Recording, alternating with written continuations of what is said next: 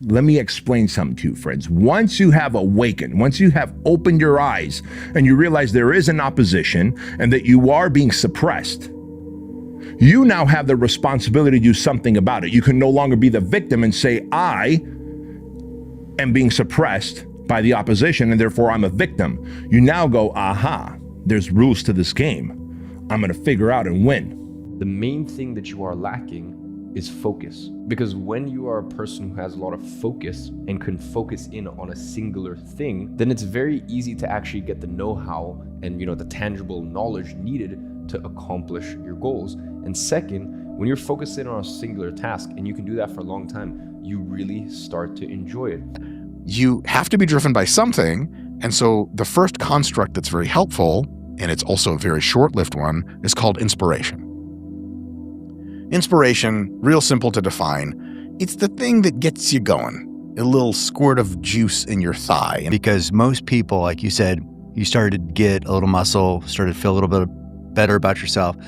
But how many people get there and then slide back and then have to start back over to get there again? So a lot of times they get a little of that, dopamine is whatever, but a little of that positive reinforcement hit, and that feels great.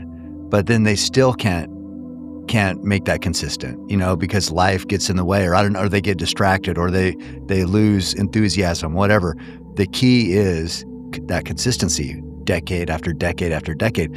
And that's why, I even think me back in high school, yes, I was an athlete, but there was better athletes.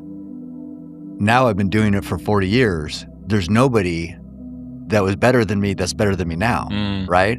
So is that but who can probably think? No one that's still even running. Who can think 40 years in advance, right? So all you're thinking is about, well, this is what I do, and I just got to keep doing it. But sounds really easy. We're talking about focus. I think it can get a little bit vague, but it might be useful to think about what exactly is focus and what triggers plasticity.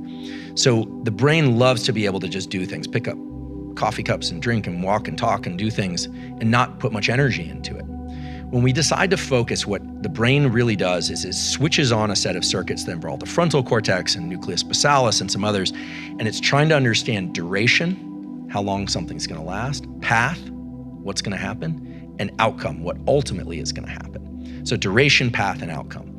Like I said, for me, the whole money part of it, it's not what it's about.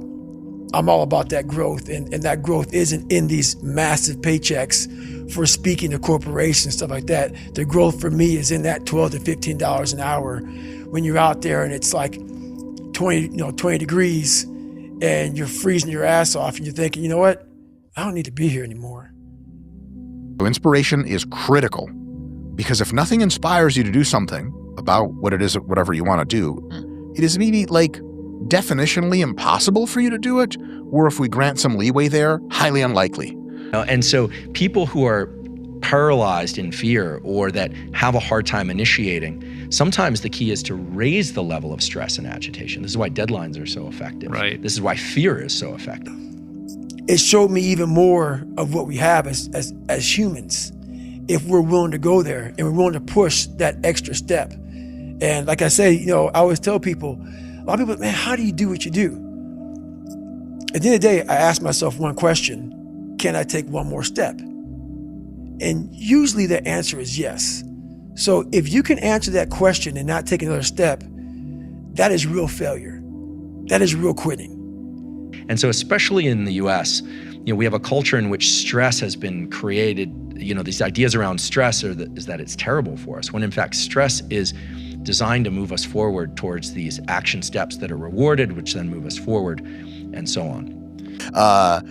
Inspiration is a thing that can be either positive or negative, and it jolts you into deciding to take action on this thing that you might not have wanted to do, but now you're more keen on doing.